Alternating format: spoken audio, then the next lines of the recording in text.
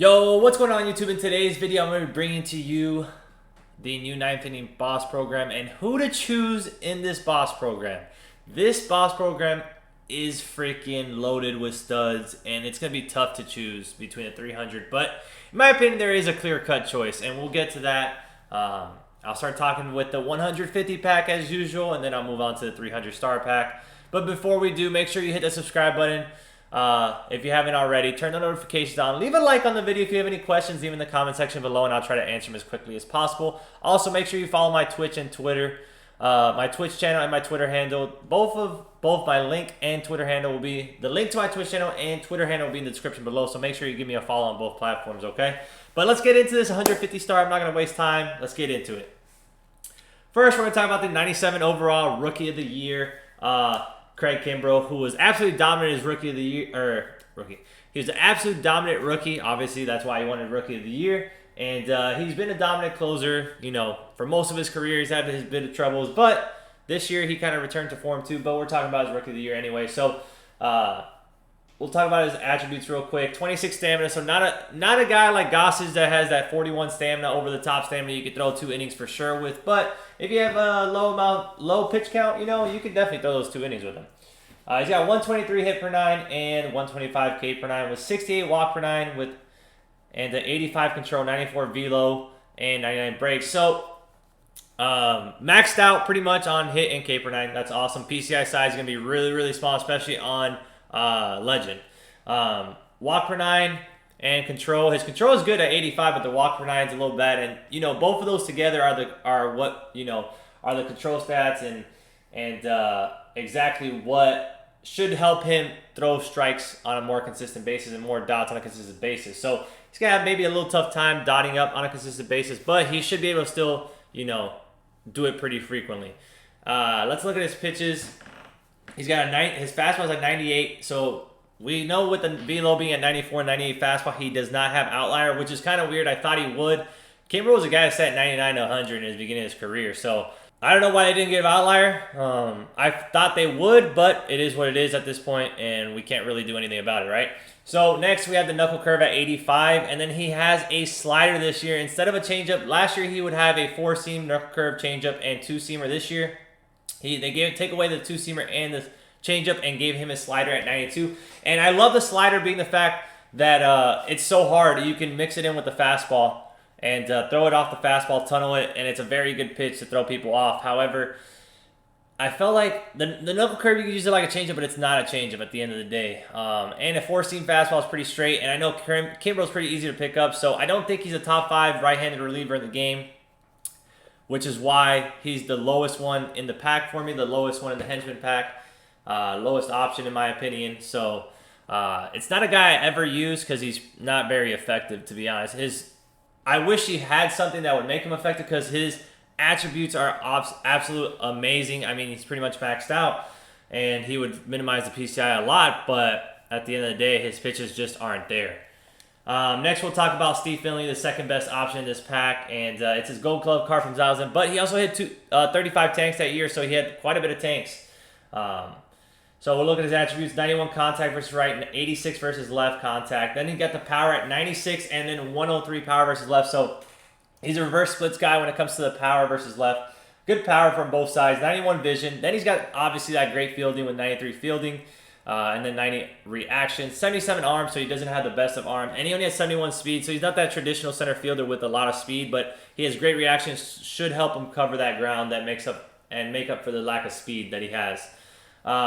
One thing about Finley that I will say is that he has the two-handed slap swing that is the best type of swing in the game, along with the two-handed swing that's, you know, Babe Ruth has it, Lou Gehrig, Hornsby, guys like that, the older guys that have those swings, Honus Wagner, stuff like that. Those are the 2 most powerful and best swings in the game, in my opinion. So Finley's going to have a really quick swing, and that swing produces a lot of exit velo off the bat. So with that being said, he's going to play above his attributes. I know he always has, and he will for sure. So this is a great budget card to have off the bench, or even in your starting lineup. You're doing a budget squad or a team build for Arizona or the Angels and the teams that the pod, you know, also played. He played in every NL West team. So if you're using a team build, he's a good guy to have as well. Not a bad card by any means, and like I said, he's going to play above his attributes. So That's good. Then the last and best option is going to be Vita Blue, in my opinion. Now, Vita Blue has never had a high diamond card like this before. Last year, they gave him the same card that we got at the beginning of the year for the headliner pack with the 4-seam curveball changeup 2-seamer. But this year, they gave us Signature Series, 97 overall, and they added a slider. That's huge for Vita Blue, absolutely huge. And I'll tell you why here in a little bit. But first, we'll look at the attributes at 117 stamina. Dude's going to be able to go 9 easily if he's having a great game. 98 hit per 9 and 100 K per 9. Awesome per 9 for hit and K per 9 for a starting pitcher. 78 walk per 9 and then 84 control. So not the best, but not the worst by any means. He should be able to dot some pitches up on a decent basis for you. 95 velo and then 99 break. So he's not going to have outlier or anything crazy like that. And his pitches should break quite a bit. So, being the fact that they gave him a slider, that's a great pitch to mix in with the fastball. He never had the slider. We know the slider is a very, very effective pitch. The thing that I'm going to say is it's really tough to pick up Vita Blue. He has a very, very funky over-the-top delivery that it's tough to pick up. So adding that slider is going to be huge for him. You're going to be able to throw it off the fastball and mix it in and stuff like that. And it's going to confuse people. I promise you it will. His delivery is very, very funky. With that being said, I don't think that he will be top 5. However, he is a guy that you could use as a budget squad for sure. Team build, obviously. And lastly, he is a guy that can get you that start on your God squad if your starting pitchers are depleted or not full energy and you need a 6-man to come in and throw that one game for you to get one of your main guys back up. He is a guy that you can definitely go to. His pitches, his delivery is going to make him very, very deceptive, and I promise you it's going to confuse players. If he gives you 4 to 6 innings, that's going to be a great start for you. So I believe he can definitely do that for you because it's going to take a little bit to, figure out that delivery with him, especially with adding that slider now. So that's the Henchman pack. Now we'll go into the 300 star pack, which is what, the main purpose of this video. So, we got Hugo Wagner Prime, we got Kenley Jansen Signature Series, and MVP Jimmie Foxx. We'll get to him in a little bit. Alright. So, first, we're going to talk about Kenley. I think he is the lowest option because they've just flooded us now with right-handed relief pitchers, and I think, he's going to be a great option. I think he is going to be a top 5 right-handed reliever in the game, but he is not necessarily. We got Goose Gossett that just came out. We got Dibble already. He's very similar to Mariano Rivera. We got Raleigh Fingers. We have Wade Davis, another guy he's pretty similar to. We got Eric Guy. We have so many right-handed relievers now. He's not. That's why I don't think he's the second best or the best option right now because we do have that many right-handed relievers now. That being said, it's pretty much the same card as last year, except this year now we can prestige him, so he gets a +3 boost on that hit per 9 and everything else, which he didn't get last year. He's got 26 stamina, 121 hit per 9, and 125 K per 9, so pretty much maxed out, and he will be basically maxed out once he prestiges. 91 walk per 9, 92 control, absolutely phenomenal control. He should be able to dot on a very consistent basis for you. And then he's got that 99 velo with 99 break, but he does not have outlier in the cutter, so it's not like he's going to throw a cutter at 100 to 102 or anything like that. He's got a cutter at 96, so it should be anywhere between 96 to 98, bump at 99, and then when you prestige him, he might get that cutter up to 100. Slider at 83, so very big speed differential between the cutter and the slider, which is good. You can mix both those pitches in and confuse hitters. Sinker at 95, another good pitch. Obviously, we love that sinker-cutter combo. Changeup at 87, and then the 4-seamer at 96. We love that he has a 4-seamer because we could throw that 4-seamer every once in a while to confuse our opponents with the hard stuff because they're looking, whenever we've thrown it hard, it's either cutting or it's sinking. So you give them that straight stuff, it's either going to make them drop maybe or get under it. Like, it's pretty tough to keep the PCI level when you're expecting something to move. So that's a good pitch to throw off the other fast stuff and confuse hitters. So that's Kenley right there. Like I said, this is just a loaded program, honestly. Like, you can't go wrong by picking him. Even though I think he's the worst option out of the 3, you can't go wrong.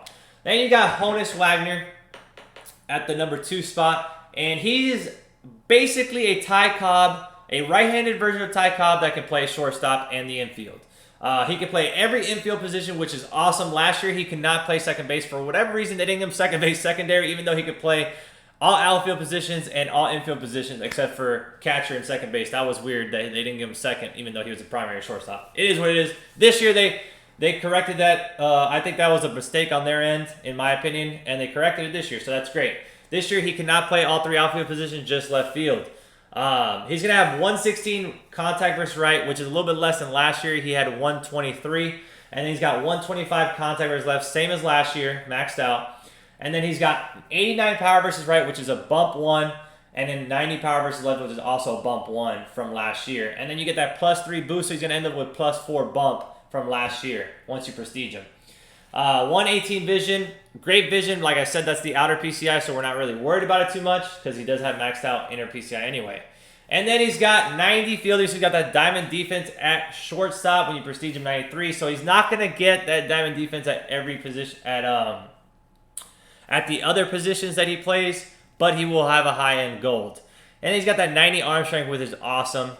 Absolute cannon. 86 reaction, and then he's got that 95 speed. Once you prestige him, he's 98, pretty much maxed out on speed, and that helps him in the field too, you know, with the reaction. I feel like the faster you are, the better you react to baseballs anyway in this game, and then the more you cover ground you're going to cover. So the ball's in the hole, and he's going to be able to get to and make the play because he has an absolute cannon. It's not like he has a weenie arm or anything like that. So very, very good card. Last year he was the best shortstop by far in the game. However, this year we know we have the Player of the Month, Lightning Tatis. That is absolutely phenomenal. And, you know, you're getting a lot more power with Tatis. You're getting, you know, the defense with Tatis. You're getting a bit more, you're going to get more speed, obviously, with Honus. But at the end of the day, it's just pick or choose whether you want the contact. Because they both have great swings. Honus has like I said earlier, Honus has that, you know, legend swing that like Gehrig has, Hornsby has, Babe Ruth have. Jimmie Foxx has. They produce a lot of pop off the bat, that two-handed legend swing or whatever it is. I don't know exactly the name of it, but he has that type of swing that these legends with the two-handed swing have, and it's very quick and produces a lot of pop. So he is going to play above his power numbers anyway. So it just depends if you want that bigger PCI against lefties, because obviously Tatis is Tatis ends up with more contact versus right once you prestige him. And he has more contact as a regular diamond as well. So the PCI size for Tatis is really big versus righties. And then against lefties, obviously Tatis only ends up with 93 contact, and you got the maxed out. So the PCI is going to be way bigger for Honus versus lefties, of course. So it just depends on what you want, you know? You can't go wrong with either shortstop at the end of the day. So that's Honus Wagner. And then lastly, the best card in this, and there's a reason why he is the best card. It puts him above all these cards because of this. So basically, Jimmie Foxx last year, he got a signature series card with Boston. This year they gave him his 1933 MVP version, which was with the A's. He went absolutely off that year. Good thing is that they added the 1-year cards, and with 1-year cards, it's a bit different than the signature series and prime, being the fact that if you play one time, even one inning, even just one inning at a certain position, you can get that position as a secondary. And that's what happened. He got catcher this year as secondary, because if you didn't know, Jimmie Foxx was actually signed as a catcher. However, he didn't actually play at catcher because he signed at 17. And Mickey Cochran was already on the A's, who was an all-star catcher. And back then they believed in seniority. So even though they said Jimmie Foxx was way better than Mickey Cochran, even though Cochran was really, really good, Jimmie Foxx was that much better, though. I mean, he signed at 17, and his nickname was the Beast. But they believed in seniority, so they didn't let Jimmie Foxx take over the reins at catcher. But they had to find the man a position because he hit so well, so they put him at first base. And then he just never really transitioned back to catcher because he played with Cochran for a while, and then he just stayed at first. But he did play catcher throughout his career. You know, he was like a backup catcher essentially for the A's, and he even had a season with Boston where he played over almost 60 games behind the plate, like games started behind the plate. So it's not like he couldn't catch. Awesome. Last year they didn't give that catcher secondary. I'm not going to lie. The community was a bit disappointed. I was very, very disappointed. I was one of those that were very distraught, and I was trying to do a rant on Twitter, trying to make him, get SDS to change it, but they weren't biting. And, we had to live with it because I just know how good this man, Jimmie Foxx, has such a great swing. I'm telling you, he has a top 3 swing in the game. I promise you that. Like, I'm telling you, top 3 swing and the position he plays with the attributes he has, he might end up being overall the best card in the game. Obviously, I say Mike Trout. Right now, Mike Trout's the best card in the game, in my opinion. But Jimmie Foxx, because of the position he can play at catcher, we've never had this before. We've never had a catcher that can hit the way he hits. I mean, we have Mike Piazza, sure, with the great, phenomenal attributes, but this guy has better attributes than Piazza does. With that being said, they give him catcher secondary. That's where he's gonna go. That's where you need to play him, in my opinion. Put him at catcher. Okay. We'll look at his attributes: 124 contact versus right and 125 versus left. He's gonna be maxed out. He's maxed out pretty much off the rip. Just one less contact versus right. He'll get there once you prestige him.